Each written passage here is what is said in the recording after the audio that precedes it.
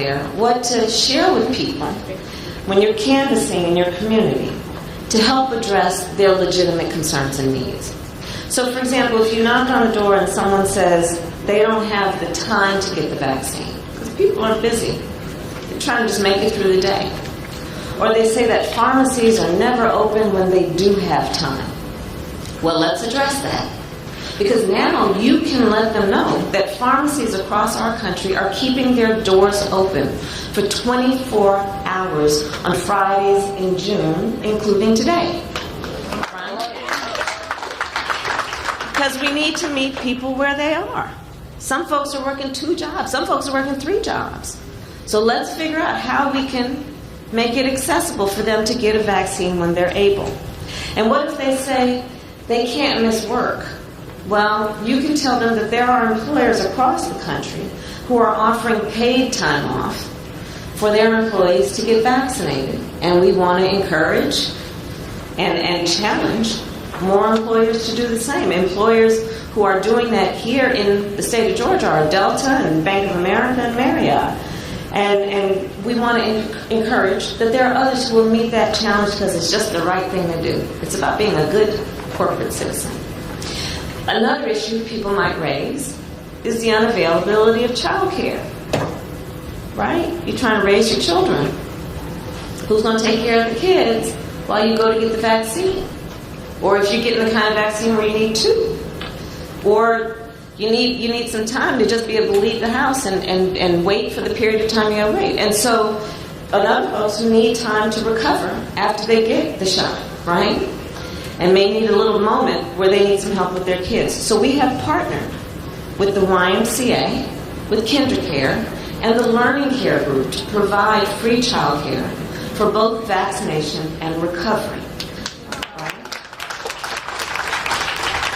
And again, that's because we need to meet people where they are. We can't have these lofty ideals about how everybody needs to get vaccinated, and God forbid, associate judgment with that, without recognizing the challenges people have in their lives every day.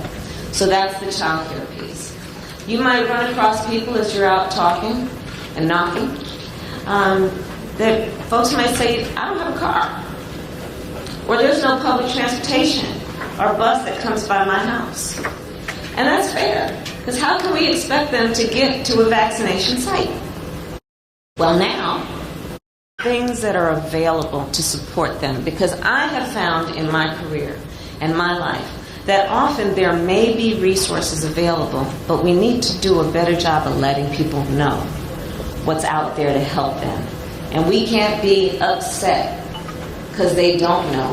That says we need to do a better job of letting them know, right? And so that's where we're here to ask for your help, so we can address all of these barriers. And there's another one, and another issue that I think is perhaps one of our biggest barriers, and it's the issue of information, and in particular, misinformation.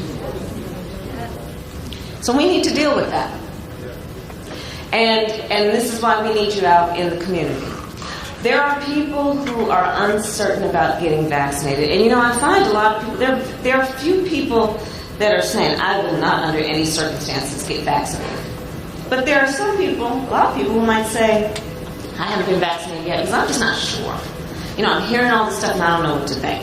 They may question the safety or the efficacy, does the vaccine work? And they may have heard things that aren't quite true. And so let's arm ourselves with the truth to arm them with the truth. These vaccines were developed over a decade by scientists like Dr. Kizzy Corbett, a nationally recognized scientist who also happens to be a black woman.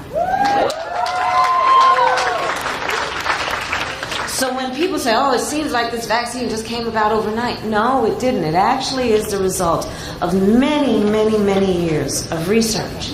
And then they also went through what we call the FDA clinical trials, so that they would be ensured to be safe, where they were tested on a whole lot of people. All of that to say, we can say with confidence the vaccines are safe, they are safe, and they are free, and they are effective.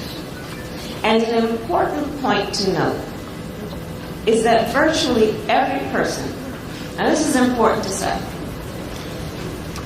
virtually every person who is in the hospital right now, sick with COVID-19, where their families are sitting by the bed, holding their hand, almost every one of those persons is unvaccinated.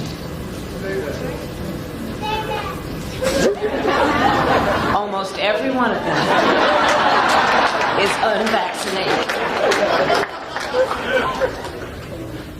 Let the children speak.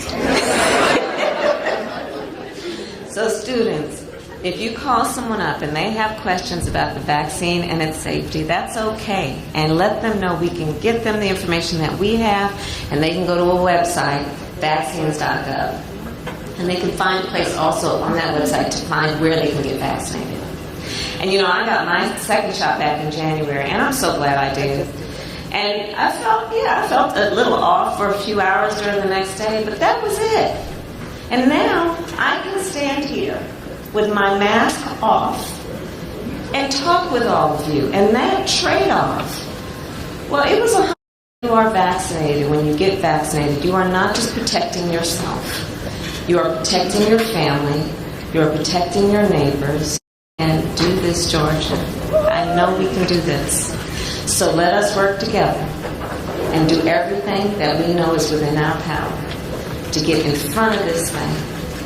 And then let's translate that power into everything else that is before us in terms of the unfinished work that needs to be done. So with that, I thank you. May God bless you.